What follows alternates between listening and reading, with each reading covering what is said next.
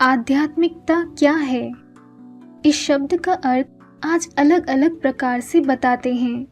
धर्म पर आस्था, मेडिटेशन, योगा प्राणायाम, मन की एकाग्रता, क्या यही अर्थ है? अगर धर्म पर आस्था आध्यात्मिकता है, लेकिन आज तो धर्म के नाम पर सबसे ज्यादा लड़ाइयां हो रही हैं। मेडिटेशन अगर आध्यात्म है तो आज किस पर ध्यान किया जाए, क्योंकि ध्यान का रास्ता बताने वाले भी अनेक हैं। देह के आसन लगाना अगर आध्यात्म है, लेकिन उससे तो सिर्फ दैहिक शक्ति ही प्राप्त हो सकती है। मन की एकाग्रता अगर आध्यात्म है, परंतु आज मन तो किसी का भी एकाग्र नहीं। इसका अर्थ है आध्यात्म का सही अर्थ किसी को ज्ञात नहीं।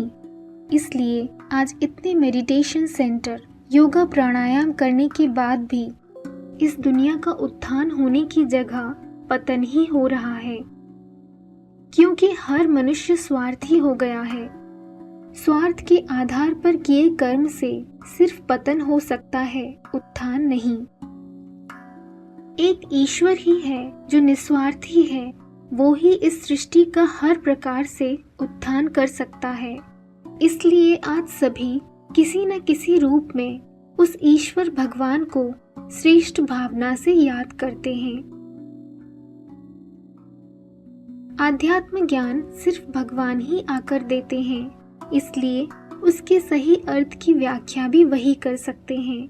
इसलिए श्रीमद् भगवद गीता में बोला है, अध्यात्म विद्या विद्या नाम। आध्यात्म का वास्तविक अर्थ है अधि माना अंदर और आत्मिक माने आत्मा का। आत्मा पुरुष है और शरीर पंच तत्व की प्रकृति। सभी लोगों का शरीर पुरुष और प्रकृति की प्रवृत्ति से बना है। आज हम अपने मूल स्वरूप आत्मा को भूलकर पंच तत्व की शरीर रूपी प्रकृति में आसक्त हो गए हैं। जैसे बीज से वृक्ष बनता है, सभी हरे भरे वृक्ष को देखते हैं, परंतु उसके बीज पर कोई ध्यान नहीं देता है।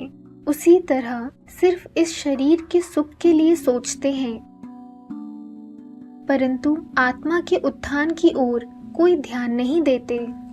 इसलिए आज दुनिया की अधिकतर आबादी मेंटल टेंशन की बीमारी से ग्रसित है, जिसका इलाज किसी मनुष्य के पास नहीं है। कुछ शताब्दी पूर्व भी यह स्मृति मनुष्यों को थी, इसलिए आत्मा की स्मृति में माताएं बिंदी और भाई लोग तिलक लगाते थे। पर आज विदेशी संस्कृति के मानसिक दास होने के कारण आज हम उस स्मृति को भूल गए हैं। इसलिए हमें अपनी सच्ची पहचान देने ही भगवान को इस सृष्टि पर आना पड़ता है। हैं तो वो अर्श परमधाम के रहने वाले, जो गीता में बताया है, न तद भासयते सूर्यो न शशांको न पावकः यत् गत्वा न निवर्तन्ते तद धाम परमं मम। ऊपर बैठकर तो किसी का कल्याण नहीं कर सकते, उनको भी इसी सृष्टि पर आना पड़ता है और आकर किसी साकार शरीर का माध्यम लेते हैं। मानुषीम तनुमाश्रितम।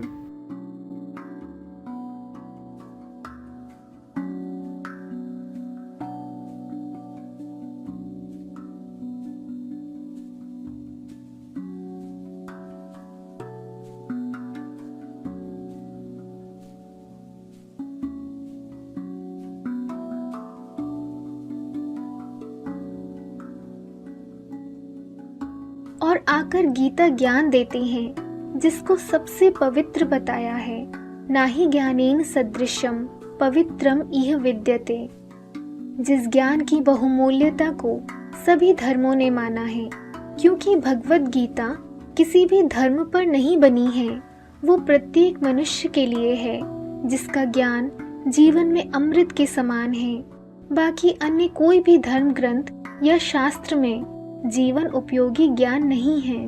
इसलिए वही गीता का सहज ज्ञान भगवान ही आकर डायरेक्ट देते हैं। लेकिन हर युग में आकर अवतार नहीं लेते, वो सिर्फ कलयुगांत में आते हैं और जगत द्विपरिवर्तते अर्थात आकर पुरानी दुनिया को बदलकर नई दुनिया की स्थापना करते हैं। अगर हर युग में अवतार लेते तो दुनिया इतनी नीचे नहीं गिरती जो भगवान को बार बार आना पड़ता।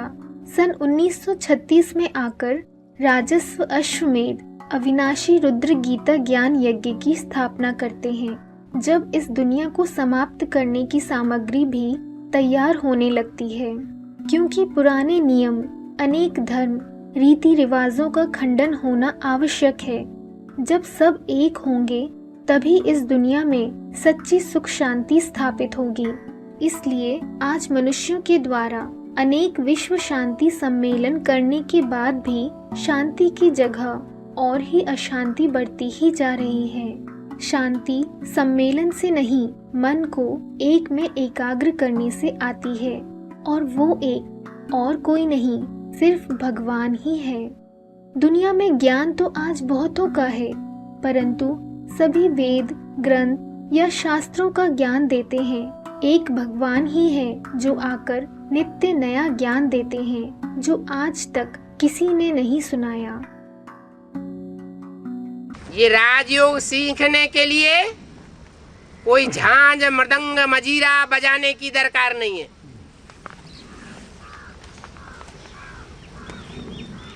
ये कोई देह का योग नहीं है कि आसन प्राणायाम लगाना पड़े। ये आसन प्राणायाम देह की प्रक्रियाएं हैं। राजयोग तो आत्मा का पुरुषार्थ है। आत्मा मन बुद्धि को कहा जाता है। मनुष्य मर जाता है तो मन बुद्धि रूपी आत्मा की शक्ति निकल गई। ऐसे नहीं कहते कि मन बुद्धि उसमें अभी रह गई। क्या चीज निकल गई? मनन चिंतन करने की पावर चली गई, फैसला करने की शक्ति निकल गई, और उस मन बुद्धि में जो अनेक जन्मों के संस्कार भरे हुए हैं, अच्छे और बुरे संस्कार, वो मन बुद्धि के साथ ही चले गए। ये मन बुद्धि रूपी आत्मा ज्योति बिंदु के रूप में ऐसा छोटा सा रिकॉर्ड है, छोटा सा टैप है, जिसमें 84 जन्मों का पार्ट भरा हुआ है। ये आत्मा कितनी जबरदस्त कुदरत है। इसकी हिस्ट्री आकर के भगवान बाप बताता है। अपनी आत्मा के 84 के चक्र को जानने के लिए और परमात्मा बाप के बायोग्राफी को जानने के लिए